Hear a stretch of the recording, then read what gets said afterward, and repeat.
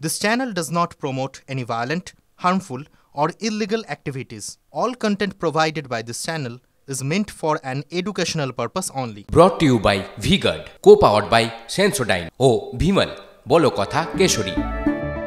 Associate sponsor Ultratech Cement.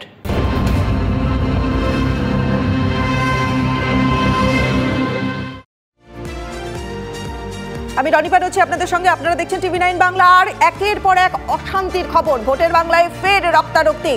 নদিয়ার কালীগঞ্জে BJP কর্মীকে খুনের অভিযোগ উঠল। মৃত বিজেপি কর্মীর নাম হাফিজুল শেখ। অভিযোগ, দুষ্কৃতীরা প্রথমে দুটো গুলি করে হাফিজুলকে এবং তারপর নৃশংসভাবে মাথা কেটে দেওয়া হয়। লোকসভা নির্বাচনের আগে হাফিজুলের নেতৃত্বে এলাকায় সংখ্যালঘুরা বিজেপিতে যোগ দিয়েছিলেন। ঠিক সেই কারণেই তৃণমূল খুন করেছে তাদের দলীয় কর্মীকে, অভিযোগ তুলছে বিজেপি। অভিযোগ অস্বীকার করেছে শাসক দল। পুলিশে মেরিয়েছে আমার স্বামীকে গো, পুলিশে বলি দিবা আমার ছেলেদের এতটুকুনি ছেলে গো, কি অন্যায় করিল আমার স্বামী পুলিশদের গো। পচা চাঁদপুরে আমার জামাইকে সবাই দোষ মনে করে মেরিয়েছে গো। থানায় টাকা খাইয়েছে, এক গুজকে থানায় টাকা দিয়েছে কাশেম আরো দুবার মারতে গিয়েছিল, আমার জামাইকে মারতে পারেনি। ও বললো আর আমাকে মারবি না গো, কাশেম চলে গিয়েছে ফারাকে। বড় বাবু নিজে থেকে মার্ডার করেছে। বড় বাবু এসে বলেছে যে তোমরা এখান থেকে সরে যাও, মার্ডার হবে, তাহলে হাফিজুলকে মার্ডার হবে। এই কথাটা বলছে।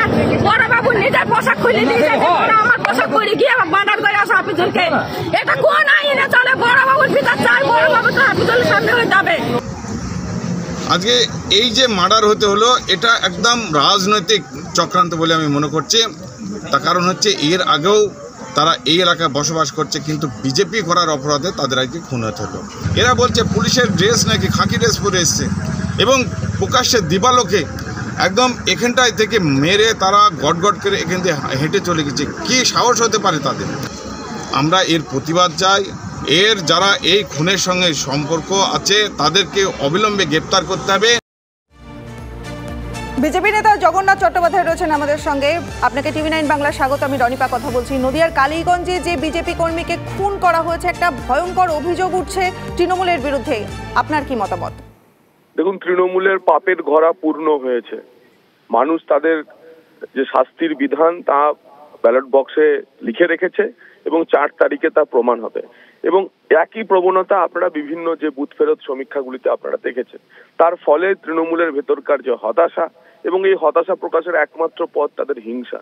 এর আগেও আমরা দেখেছিলাম যে 21-এ একটা অত বড় জয়লাভের পর কিভাবে 61 জন আমাদের কার্যকর্তাদের তারা খুন করেছিল, প্রায় 100-র উপর মহিলাকে ধর্ষণ করেছিল।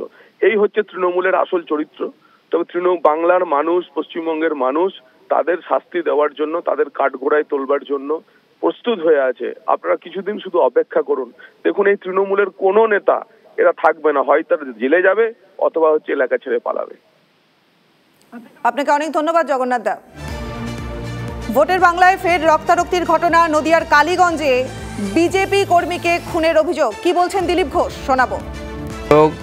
ইত্যাদি তো চলতে থাকে, কিন্তু কালকে টিএমসি যেভাবে হিংসকভাবে ভোট আটকাবার, লুট করার চেষ্টা করেছে, একটা ভোটও আটকাতে পারেনি, একটাও ফলস ভোট দিতে পারেনি।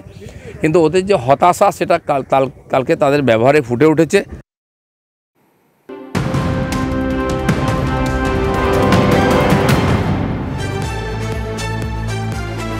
তীব্র গরম এবং হিটস্ট্রোকে 5 রাজ্যে 24 ঘন্টায় মৃত অন্তত 85। ওড়িশা, বিহার, ঝাড়খণ্ড, উত্তরপ্রদেশ, রাজস্থানে মৃত অন্তত 85 জন। সবচেয়ে বেশি মৃত্যু হয়েছে ওড়িশায়, মৃতের সংখ্যা 46। শেষ দফার ভোট মিটতেই অশান্তি টালিগঞ্জে। বন্দুকের বাট দিয়ে হামলার অভিযোগ উঠল। আহত 2 জন বিজেপি কর্মী, কাঠগড়ায় তৃণমূল কংগ্রেস। বিজেপির অভিযোগ, তৃণমূল কর্মীরা বন্দুকের বাট দিয়ে তাদের এক কর্মীর মাথায় আঘাত করে, আরেক কর্মীকে মেরে দাঁত ভেঙে দেওয়া হয়েছে বলে অভিযোগ অস্বীকার করেছে তৃণমূল। ভোট দিতে গেছিলাম আমরা, আমাদের তো 25 পার্টে ভোট। মেশিনটা খারাপ হয়ে যেতে আমরা এই রোদ্দুরের লাইন দিয়ে দাঁড়িয়ে আমরা এ ফুটে দাঁড়িয়েছিলাম। কাউন্সিলর এসে এই ফট এখান দিয়ে যা, এখানে দাঁড়িয়ে আছিস কেন, ওদের বার করুন বলে পুলিশকে ফোন করে দিয়েছে। আমার ছোট বাচ্চা, ছোট, আমি সবে এই মাধ্যমিক দিয়ে কলেজে ভর্তি হয়েছে।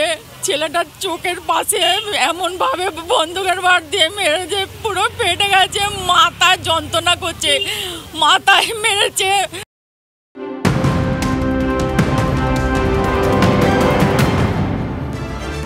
নজর রাখবো আরো এক বড় খবরে। বিহারে গত 48 ঘন্টায় তাপপ্রবাহের বলি 18। ভোটের কাজে গিয়ে মৃত্যু হয়েছে 10 জন কর্মীর।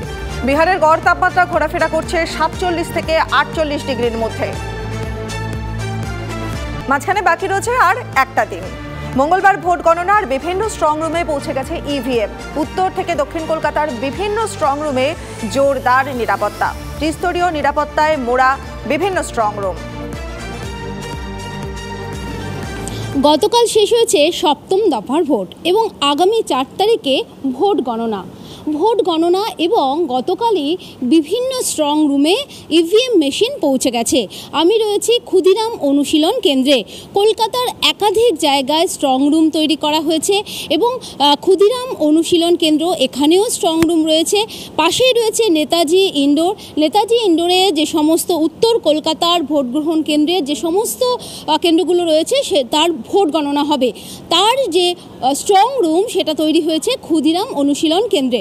ক্ষুদিরাম অনুশীলন কেন্দ্রে স্ট্রং রুমের নিরাপত্তা 30 স্তরীয় নিরাপত্তায় মুড়ে ফেলা হয়েছে। একেবারে স্ট্রং রুমের সামনে সেখানে কেন্দ্রীয় বাহিনী জওয়ানরা তারা কিন্তু রয়েছেন পাহারায়। সিআরপিএফ জওয়ান তারা যেমন রয়েছে, পুলিশ রয়েছে এবং 4 তারিখে ভোট গণনা হবে, তার আগে সম্পূর্ণ নিরাপত্তায় রয়েছে স্ট্রং রুমগুলি। ক্যামেরায় পিকু দাসের সাথে Soma Das, TV nine Bangla, Kolkata. Brought to you by V-Guard, co-powered by Sensodyne ও ভিমল, বলো কথা কেশরী।